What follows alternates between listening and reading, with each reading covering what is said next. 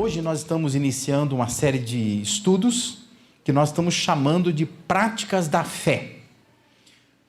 E esses estudos nós temos como proposta expor a carta de Tiago. O título que nós estamos dando a essa série tem a ver com o conteúdo.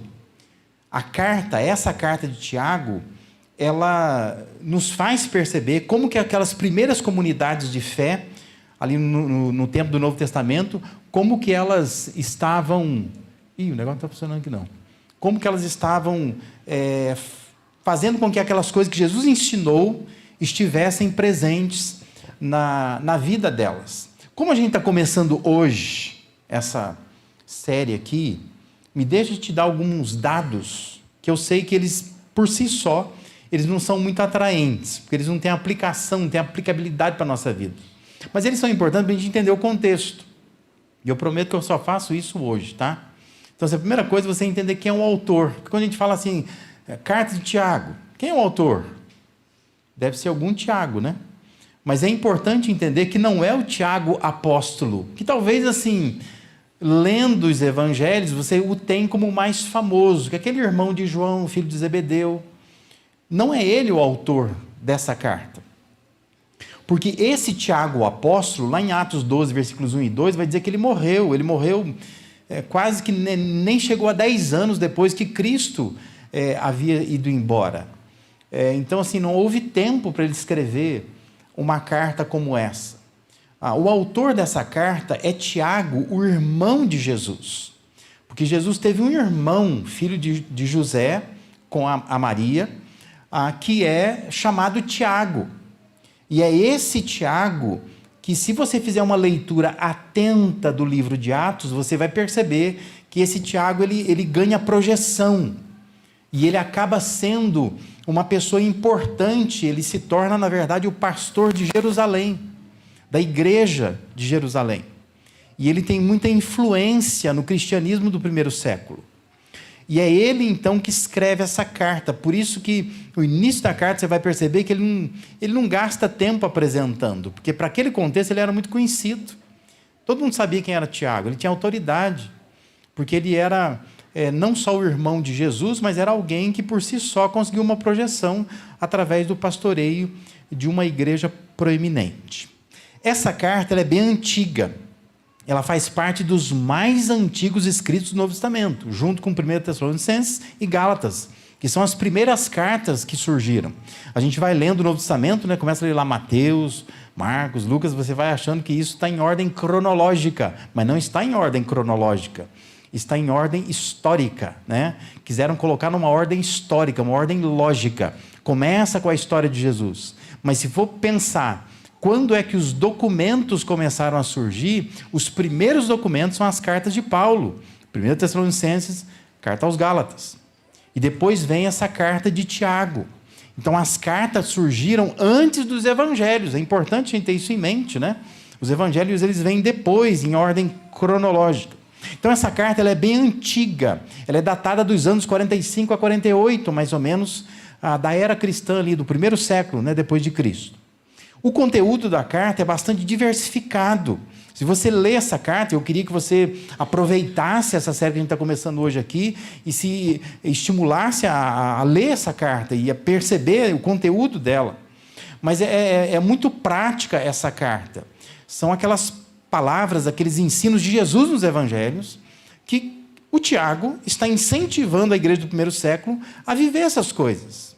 Então são temas simples, ensinados na sua maioria nos evangelhos, só que estão aqui alinhavados num formato de carta, visando orientar como que eles deveriam inserir esses princípios de Jesus na vida cotidiana deles naquele tempo ali.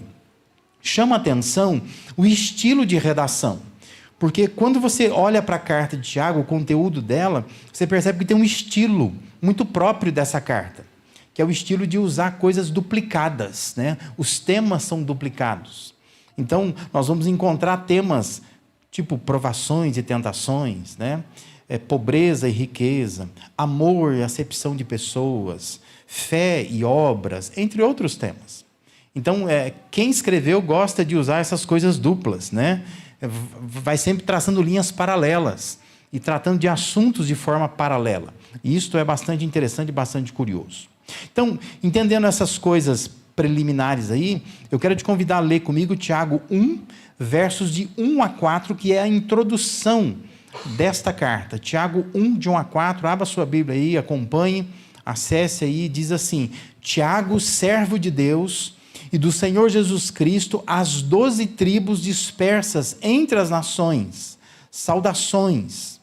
Meus irmãos, considerem motivo de grande alegria o fato de passarem por diversas provações, pois vocês sabem que a prova da sua fé produz perseverança, e a perseverança deve ter ação completa, a fim de que vocês sejam maduros e íntegros, sem lhes faltar coisa alguma. Você compreende que o sofrimento é algo inevitável? Inevitável. Quando nós estivermos aqui nesta terra, enquanto estivermos aqui vivos, nós vamos sofrer. Você pode orar para não sofrer.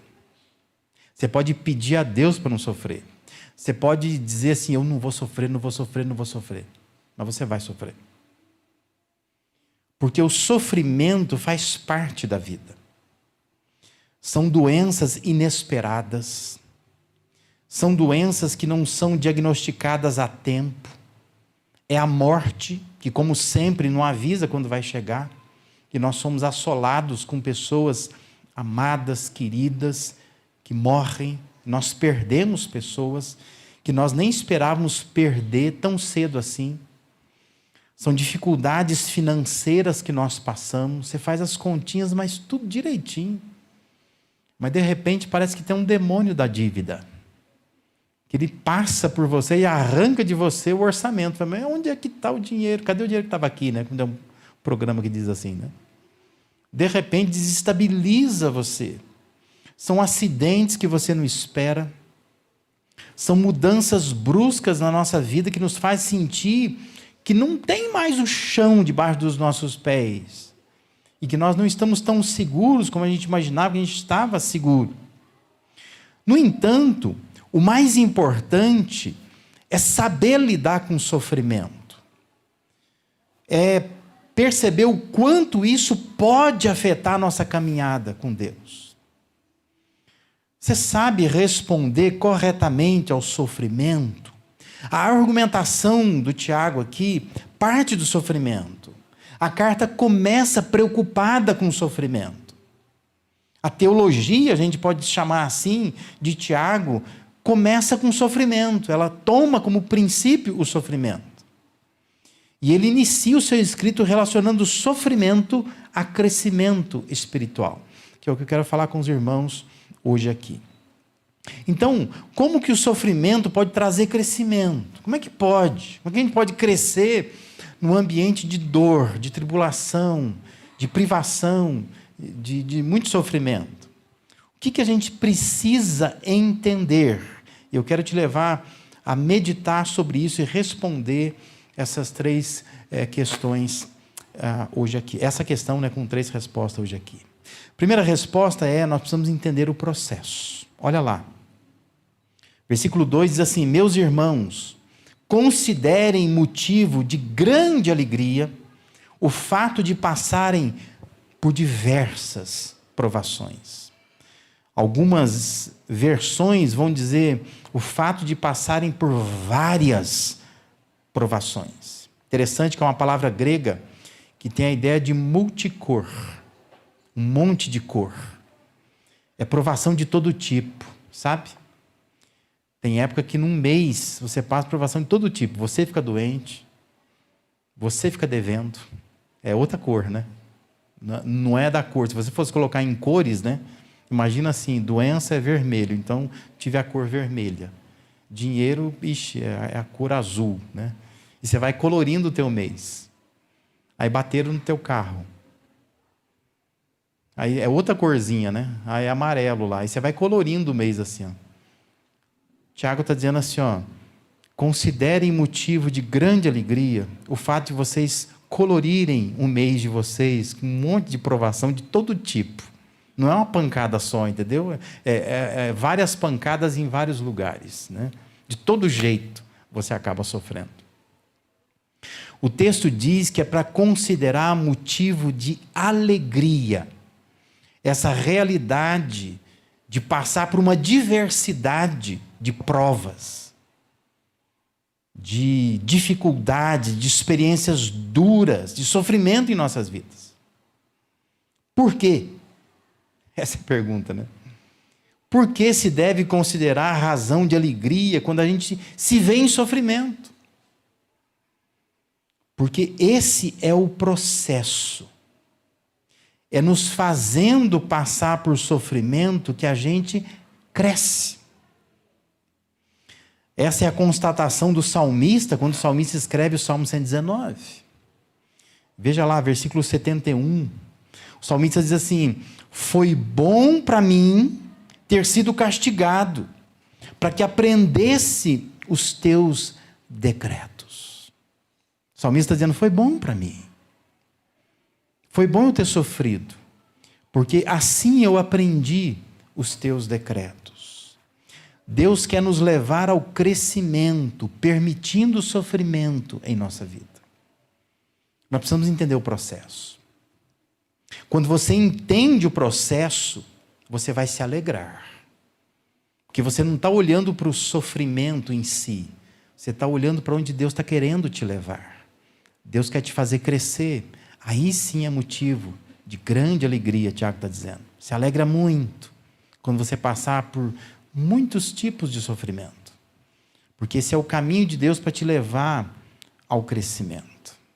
Tiago, ele compreendia que às vezes Deus não quer nos tirar do sofrimento. Mas Deus, ele quer nos ajudar a passar pelo sofrimento. Porque passar por ele faz parte do processo de crescimento. Então Deus não quer te livrar, Deus não quer tirar o sofrimento.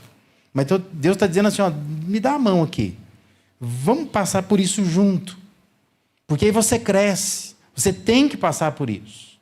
É como pais fazem com os filhos muitas vezes. Por isso a recomendação é: se alegre, se alegre. Tenha por motivo de toda alegria o passar por várias provações. Você vai dizer assim, mas é para rir da dor? É para rir enquanto apanha, enquanto sofre? Não, Tiago não está falando isso. Mas o que ele está dizendo é: sinta satisfação, alegria nesse processo de Deus. Deus não está pedindo para você gostar de sofrer. Não confunda as coisas. Senão você vai sair daqui chateado, desencorajado, falando assim, mas Deus é doido. O pastor também é doido. Porque quem ensina a gente a ficar rindo e gostar de sofrer. Deus não está pedindo para você gostar de sofrer. Deus não está pedindo para você curtir o sofrimento. Curtir a dor. Não é isso. Mas o que Deus está pedindo é para você se alegrar, por entender que passar por várias provas faz parte do processo de Deus para o seu crescimento. É uma alegria de compreensão, não é uma alegria de dar risada, de estar curtindo isso, de estar gostando disso. Ninguém gosta de sofrer. Mas o que Tiago está dizendo é: tende por motivo de toda alegria. Considera motivo de alegria. Porque se você está sofrendo, Deus está interessado em você. Deus está olhando para você. Deus está estendendo a mão dele para você, dizendo assim, ó, vamos passar por isso junto? Porque eu estou querendo te movimentar, estou querendo te levar para um outro lugar. Esse é o processo de Deus.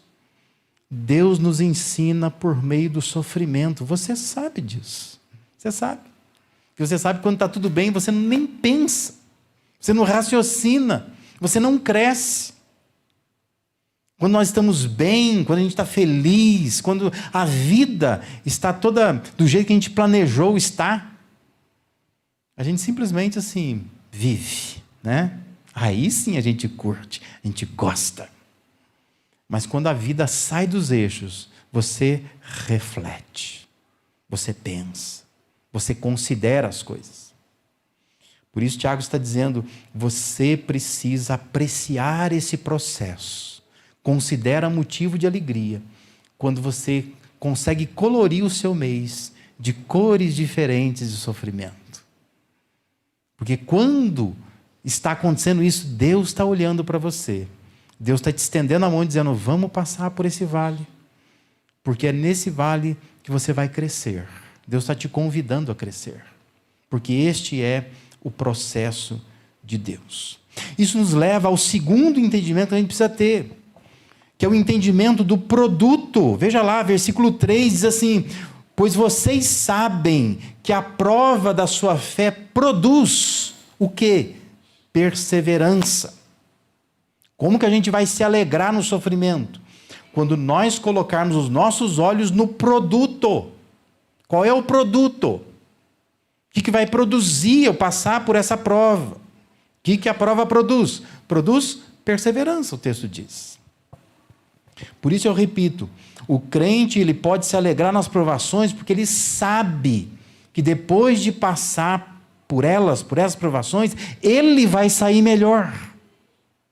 Sempre é assim. Sempre você vai fazer que nem o salmista falou. Foi bom ter eu passado por aflições.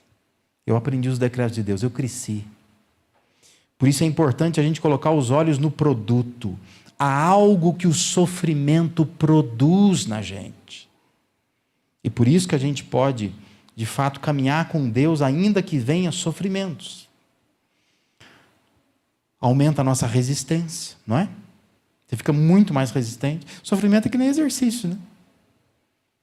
Você exercita, você fica mais resistente. Você consegue perceber que a sua fé está sendo provada. E na próxima situação que você passar, você vai ter melhor condição de enfrentar aquele sofrimento, maior chance de perseverar, porque isso vai te dando resistência. Você não desiste, mas você resiste. O sofrimento é um produto. O sofrimento produz perseverança. Jó, depois de experimentar uma série de sofrimentos que assolaram a vida dele, ele podia afirmar diante de Deus, conforme está registrado lá em Jó 42, versículo 5.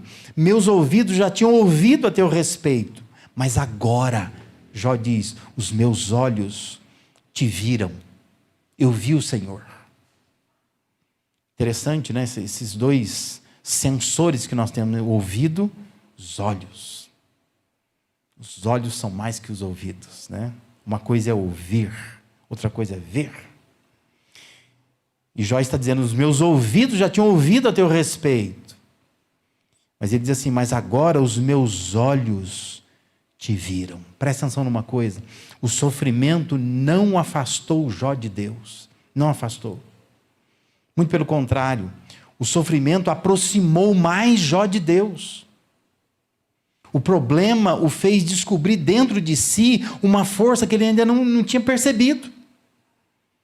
E Jó está agora confessando, até se arrependendo na verdade, porque ele está dizendo, antes eu só te ouvia, eu conseguia ouvir sobre o Senhor, mas agora os meus olhos te viram.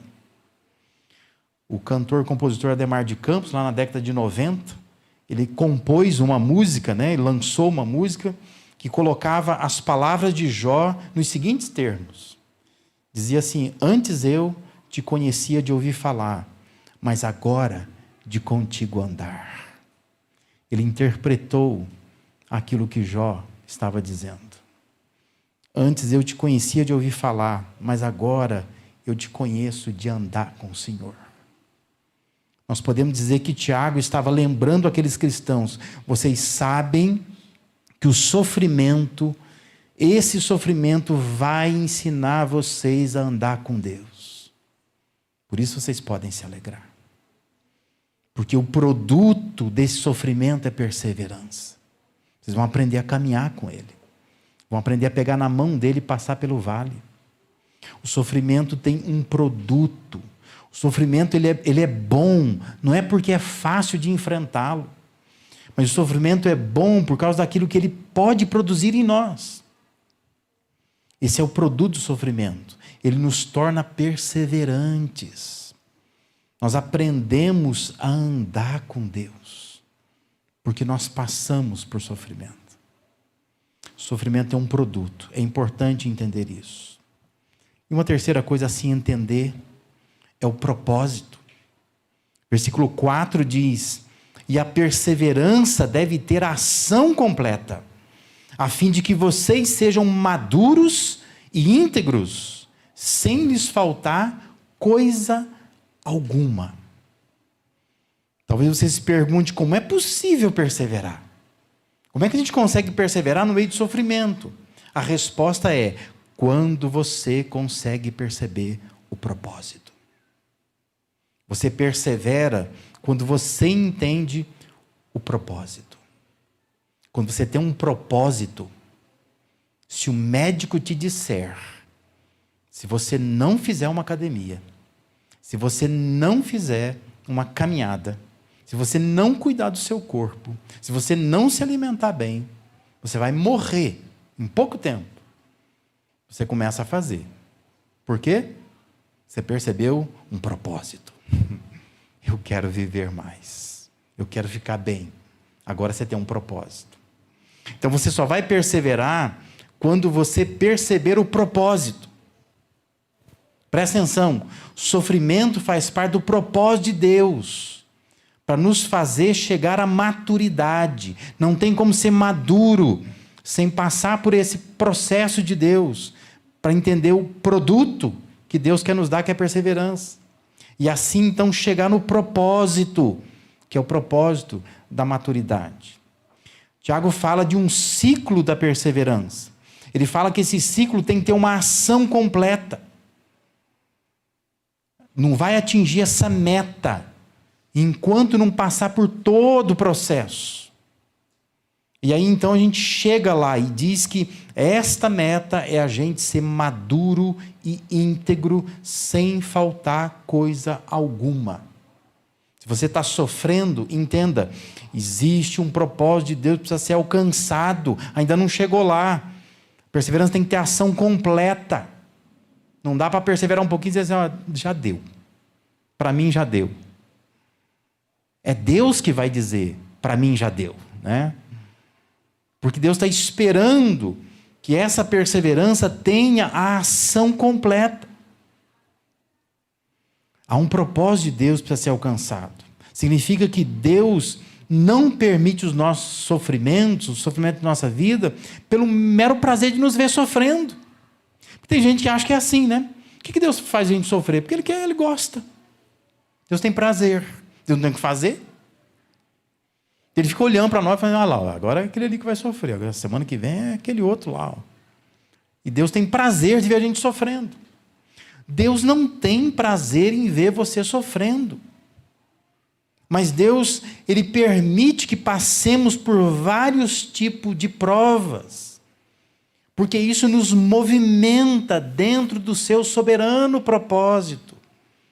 E esse propósito tem a ver com nos transformar em pessoas maduras e pessoas integralmente dependentes dEle. Esse é o processo que Deus está te envolvendo. E esse é o propósito que Ele quer que você atinja. Por isso que Tiago, ele começou encorajando seus leitores. Considerem motivo de grande alegria quando vocês passam por várias provações. Olha onde isso vai dar. Isso vai te ajudar a atingir o propósito que Deus tem para a sua vida. Me deixa finalizar aqui te dando algumas aplicações práticas, né, que nós podemos tirar de tudo isso. E nós vamos recordar então esses P's que eu te dei aqui para você refletir na sua semana. A primeira aplicação que eu queria fazer, nós precisamos aceitar algumas situações que Deus permite em nossas vidas. Nós precisamos aceitar. Não adianta ficar gastando energia dizendo, Deus, eu não merecia passar por isso, por que eu estou passando por isso? O que o Senhor quer com isso? Porque a gente gasta muita energia reclamando do problema. Aceita essa situação que Deus está permitindo na sua vida. Esse é o processo de Deus, e nós devemos nos alegrar nesse processo.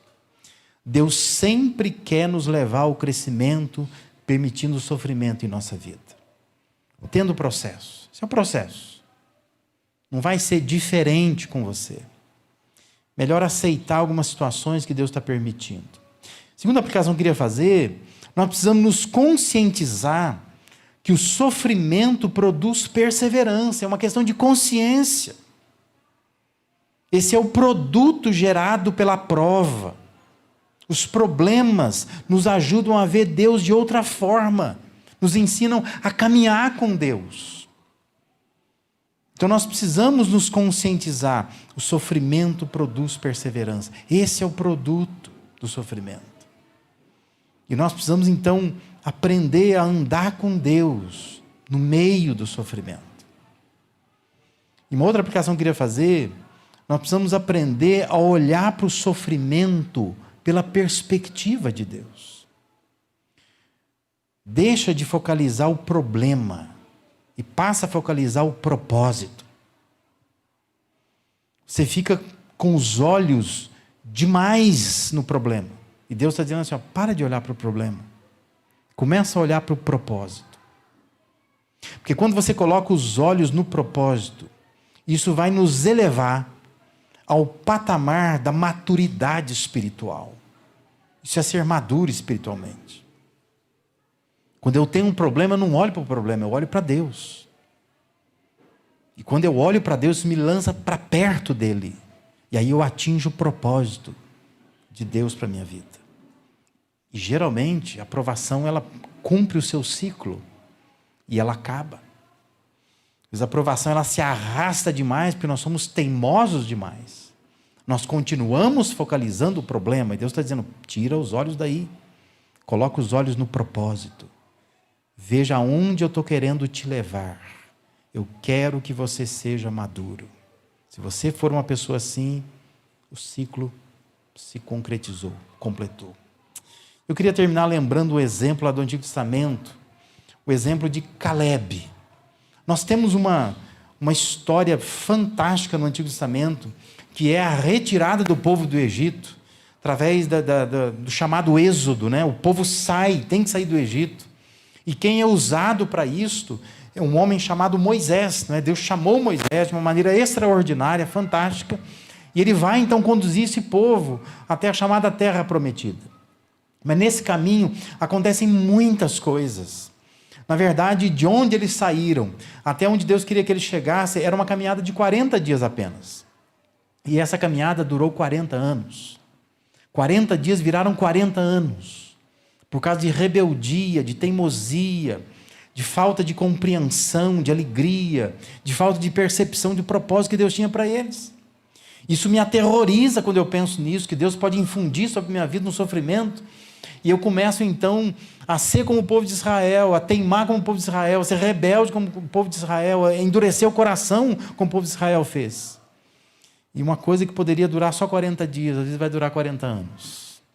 E você deveria temer isso também, porque isso vai atrasar muito, e muito a sua vida, como atrasou a vida daquele povo lá. E curiosamente, o sobrevivente, que a gente pode dizer assim, o grande sobrevivente, elogiado por Deus, é um homem chamado Caleb, que junto com Josué, ele acaba sendo líder, né? Um dos líderes que acabam adentrando a Terra Prometida com o povo que Deus permitiu que entrasse, porque nem Moisés entrou, você sabe disso, né?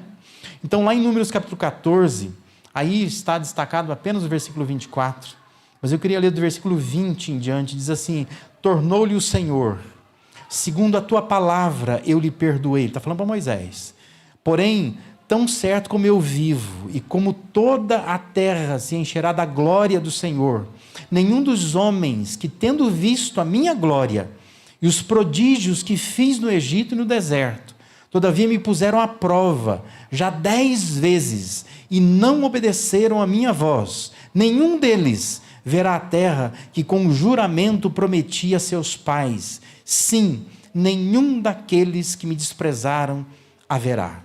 Aí diz assim, versículo 24, porém, o meu servo Caleb, olha o motivo que Deus dá, visto que nele houve outro espírito, e perseverou em seguir-me, eu o farei entrar à terra que espiou, e a sua descendência a possuirá.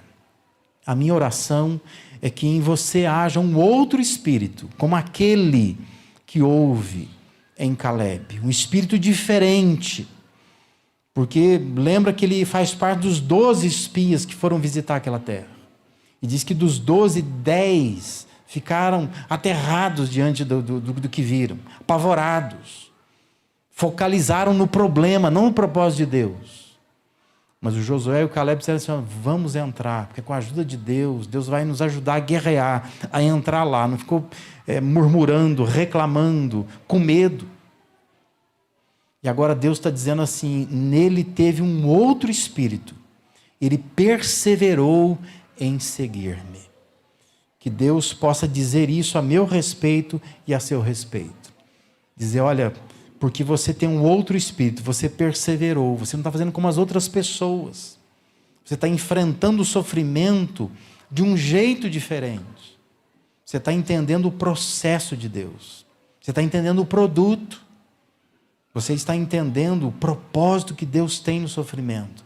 Quando há esse outro espírito, você persevera em seguir a Deus. Deus vai te fazer entrar numa terra que mana leite e mel, no lugar que Ele tem para mim e para você, para a gente viver para a glória dEle. Amém?